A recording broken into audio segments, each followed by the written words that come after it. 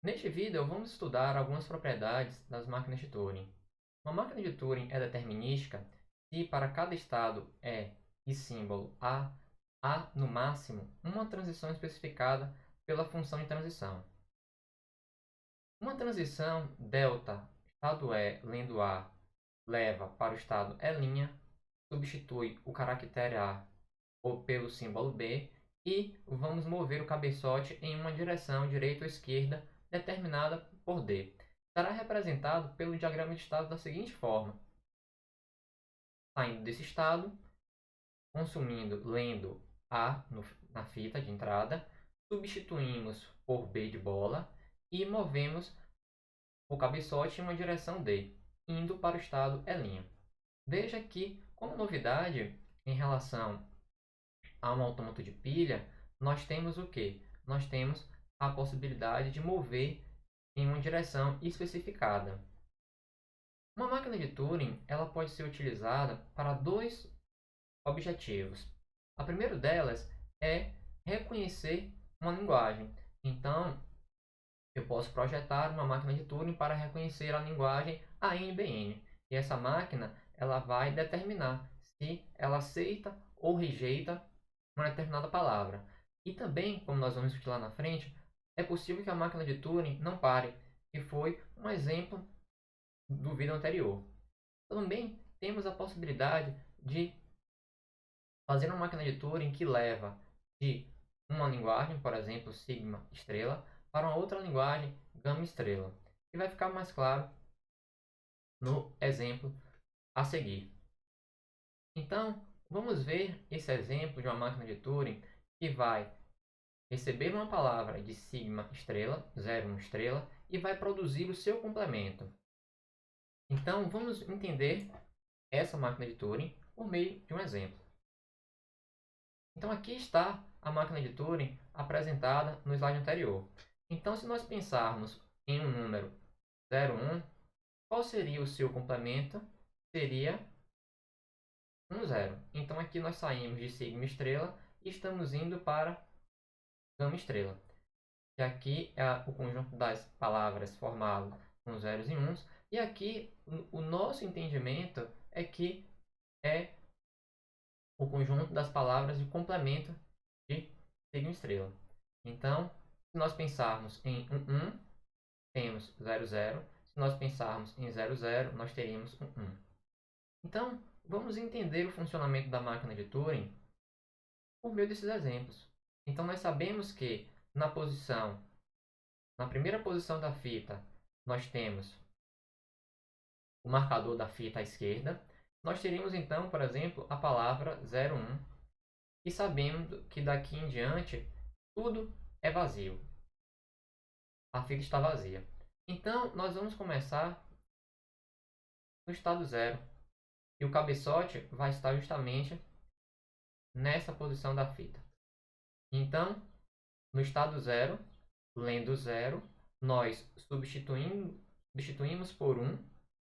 Então, aqui 0 vai se tornar 1.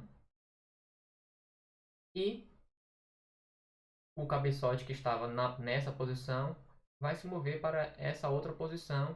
E o estado agora nós vamos continuar no estado 0. Então, vamos lá.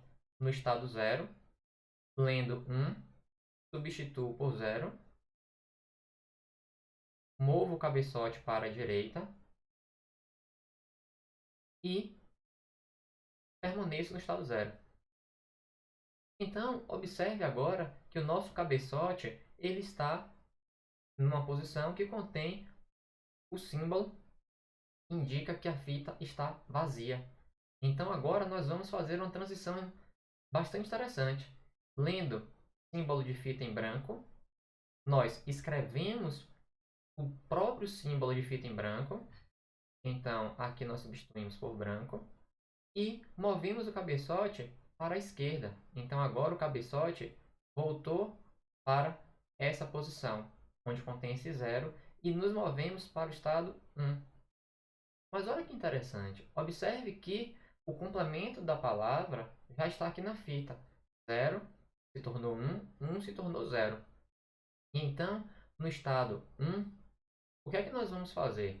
Lendo 0, nós escrevemos 0 e andamos para a esquerda. Então, 0, escrevo 0 e vou para a esquerda. Então, o cabeçote agora está na primeira posição da palavra de entrada. E continuo no estado 1. E nesse estado, mais uma vez, o que acontece? Eu vou ler o símbolo 1, escrever o símbolo 1 e vou mover o cabeçote para a esquerda. E vou continuar no estado 1. A partir daqui, o que é que eu posso fazer? Observe, nós temos a possibilidade de ler o símbolo delimitador da fita. Então, o que nós vamos fazer é, ao ler esse símbolo, nós vamos escrever ele mesmo e vamos mover o cabeçote para a direita. Então, o cabeçote volta para essa posição aqui, que está circulada. E então, vamos para o estado 2. E com isso, veja que a nossa máquina de Turing, ao chegar no estado 2, não há transição a ser realizada. Então, dizemos que a máquina de Turing parou. Ao contrário daquele exemplo, em um vídeo anterior, que nós fizemos uma máquina de Turing de modo que a máquina de Turing ela ficava ciclando, ela nunca parava. Então, vamos entender um pouco essa máquina de Turing. Observe que qual é o papel desse primeiro estado. Se nós pensarmos, o papel desse estado é justamente fazer o complemento. 0 vira 1, vou para a direita, ou seja, vou analisar o próximo símbolo. 1 vira 0 e eu vou mover o cabeçote para a direita, analisando o próximo símbolo. Observe que em algum momento essa palavra de entrada ela vai acabar. E então, sabemos que por definição, depois do último símbolo da palavra de entrada, nós vamos encontrar o símbolo branco. E então, vamos ler branco, escrever branco e mover o cabeçote para a esquerda, ou seja, retornar para o último símbolo da palavra de entrada. E então, o que é que nós fazemos? Para cada símbolo lido, seja ele 0 ou 1, nós vamos escrever ele mesmo e andar para a esquerda. Então, esse bloco daqui, ele é responsável simplesmente por voltar o cabeçote para a primeira posição da palavra de entrada. Então, veja que quando nós percorrermos toda a palavra de entrada, nós vamos encontrar o símbolo de delimitação da fita à esquerda. Então, com isso, por convenção, ao lê-lo, nós vamos escrever aquele mesmo símbolo e mover o cabeçote para a direita, pois a fita, como já comentamos, ela é delimitada à esquerda. E então, observe que essa parte que envolve o estado 1 e essa transição do estado 1 para o estado 2, ela faz com que ela ajusta o cabeçote de modo que o cabeçote se encontre no primeiro símbolo da palavra de entrada. De uma certa forma, nós poderíamos encerrar o nosso autômato apenas com o primeiro estado. Porém, alguns livros eles formalizam que a máquina de Turing deve colocar o cabeçote na primeira posição do símbolo da fita de entrada. E, porém, fazer esse procedimento é bastante útil quando nós devemos sequenciar máquina de Turing. Como assim? É um conceito que nós vamos ver posteriormente. Nós pegamos a máquina de Turing 1 e justamente o resultado dela é a entrada para uma outra máquina de Turing. Então, esse procedimento de colocar o cabeçote no primeiro símbolo da palavra permite justamente essa máquina de Turing começar o procedimento, digamos assim, já na posição correta. Vamos analisar um outro exemplo. Vamos pegar aqui a máquina de Turing e processar sobre a palavra Então, sabemos que começamos dessa forma. Então, aqui está o cabeçote. O estado é o estado 0. Então, vamos lá. Lendo 1, substituo por 0. E movo o cabeçote para a direita. E o estado continua 0. 0, lendo 1, substituo por 0. Movo o cabeçote para a direita. E continuo em 0. Observe então que processamos toda a palavra de entrada. E aqui já temos o complemento. 1 vira 0, 0. Mas vamos então voltar o cabeçote para o início. Então agora sabemos que ao final do último símbolo da palavra de entrada encontraremos fita em branco. Então, no estado 0, fita branco, escrevo fita branco, símbolo branco, vou para a esquerda. Então, o cabeçote volta para essa posição. E eu vou para o estado 1. No estado 1, 0, lendo 0, escrevo 0 e vou para a esquerda. Então, o cabeçote veio para essa outra posição e eu continuo no estado 1. Então, estado 1, lendo 0, escrevo 0 e movo o cabeçote para essa posição que é o marcador da fita à esquerda e continuo no estado 1. No estado 1, então, leio, marco o símbolo de marcação de fita, escrevo ele mesmo e volto para a direita, movo para a direita, indo então para o estado 2.